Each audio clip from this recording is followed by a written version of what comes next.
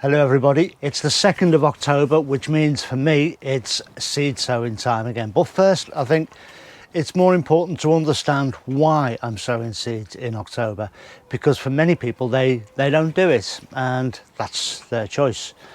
But for me, as an example, I've got these lettuce in here and we're just starting October, so we've got October, November, December. That's 3 months for those lettuce to give me a harvest from. So that's a long time for a lettuce.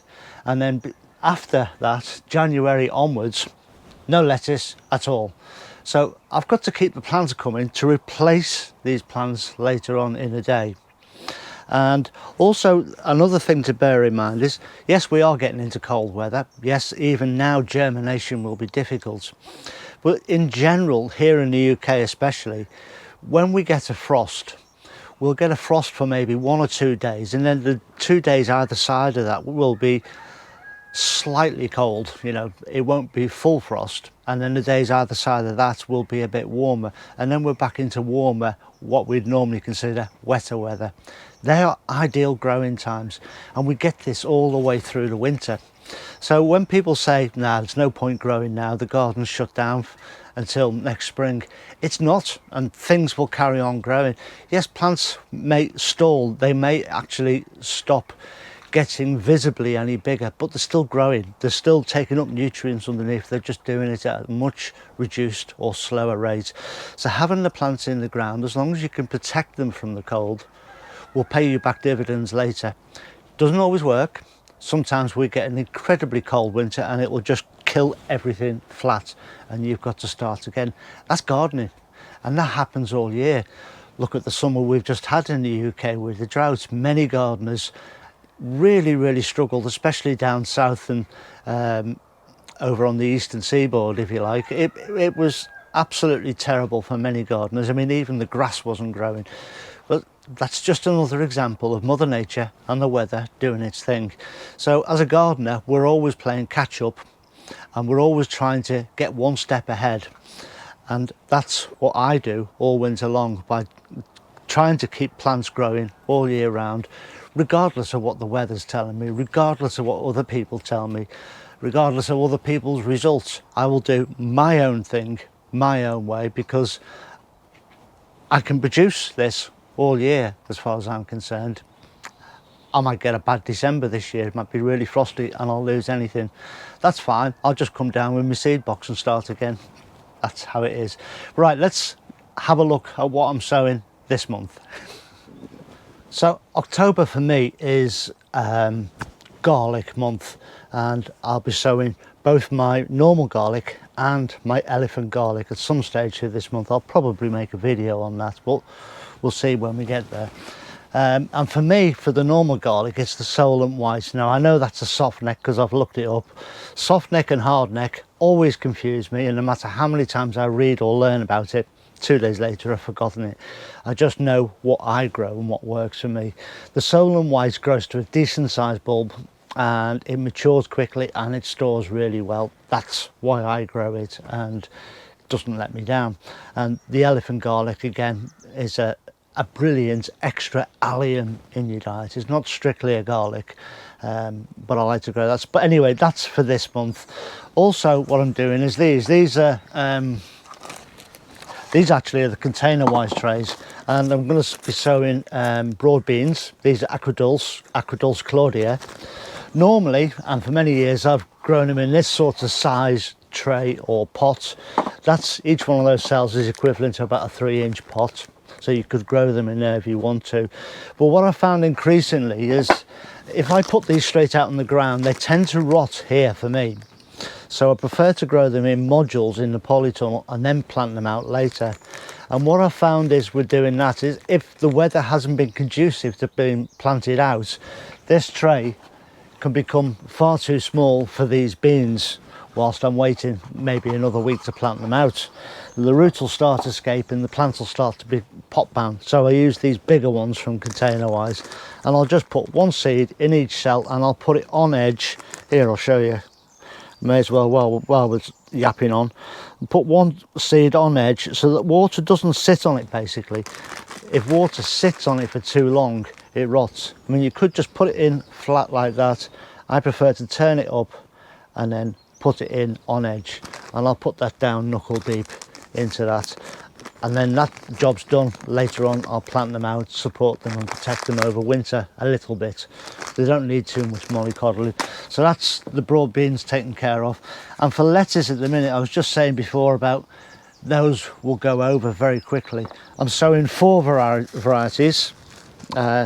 One favourite, I can never pronounce this, Reine Des Glace, I'll write it on the screen. Black seeded Simpson, Rougette Du Midi and red Grenoble. And I've got somewhere in my seed tray over there, Rouge d'Hiver, I'll sow them as well. So they're 5. Oh, and a maize as well, a maize. All of those are brilliant winter varieties that I personally wouldn't be without. If you want another one, another type you could use is winter purslane and some rocket. Get some rocket going now as well, and you can plant that and be enjoying that. Then we move on to the Asian greens. Things like your Pak Chois, your Tatsois, your BokChois. Might be a little bit late now for your Chinese cabbage, but try. If you've got the seeds already, try. Don't buy them specially to plant now. Your Mizunas, your Mibunas. I've got some Komatsuna down there, which is a lovely, great big long leaf. And I'll be planting that. And also some spinach. Get some spinach going, get it started now and get them planted. And you can start all these indoors and plant them out later. If you haven't got a tunnel, you can protect them outdoors as well, and we'll have a look at that in just a second.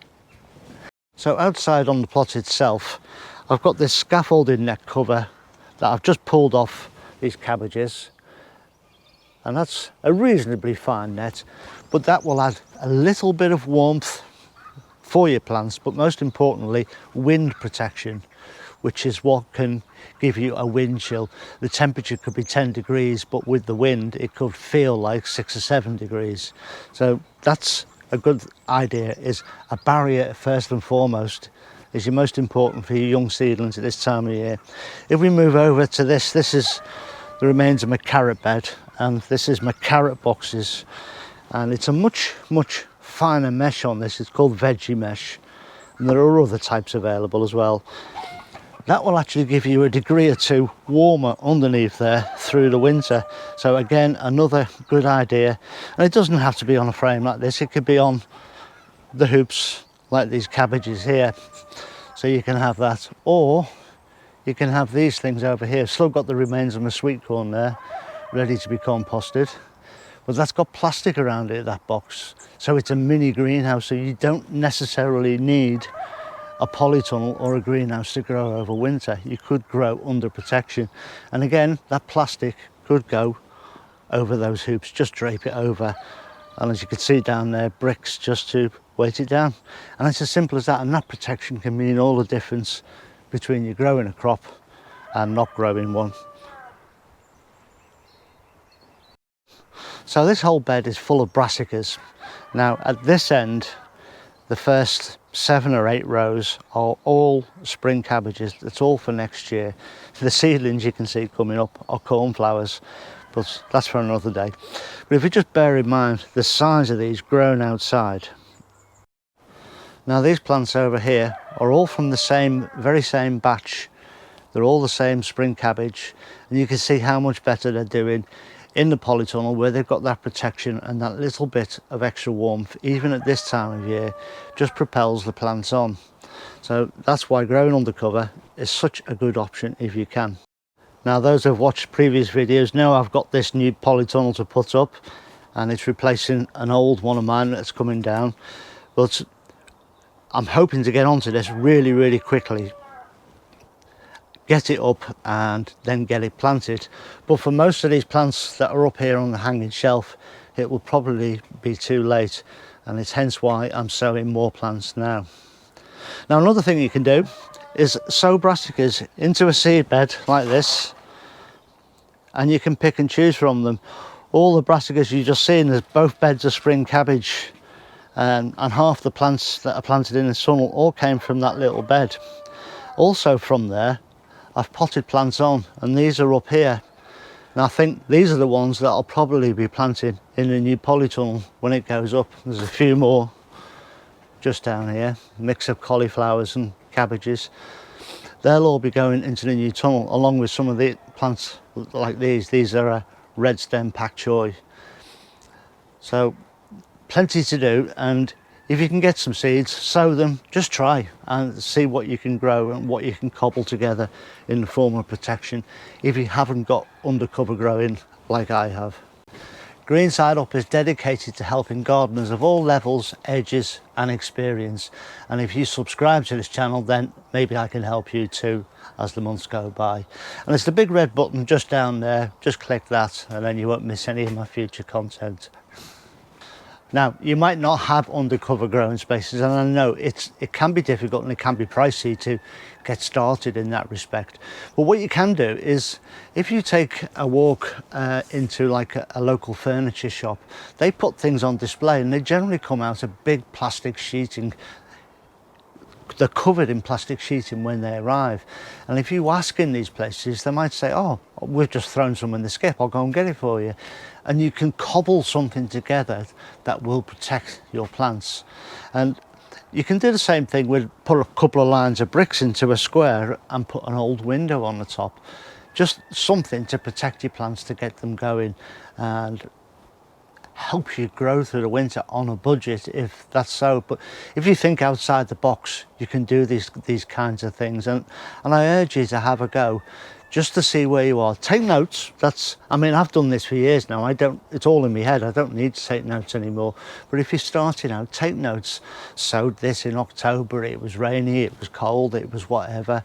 The plants came through, I planted them out in November, and this happened, or this didn't happen, or I had a marvellous crop. If you write all that stuff down, then when it comes to next year, you can refine what you did and when you did them, and then you can improve your methods as your knowledge increases. And this is vital. This is so important, because you will forget, just the same as if you don't put a label in those seeds. If I was to look at all these now, I wouldn't have a baldy clue what's what. I would have a better idea, but for a beginner gardener it's difficult. So label everything, write everything down. And one last tip, Brassicas, which is the majority of these at the back, can be sown all the way down into temperatures, all the way down to about 3 or 4 degrees, or even slightly colder. So it's never too late to sow those, and they'll just grow on happily somewhere protected, and then you can dib them out later, pot them on into modules like this, or plant them out.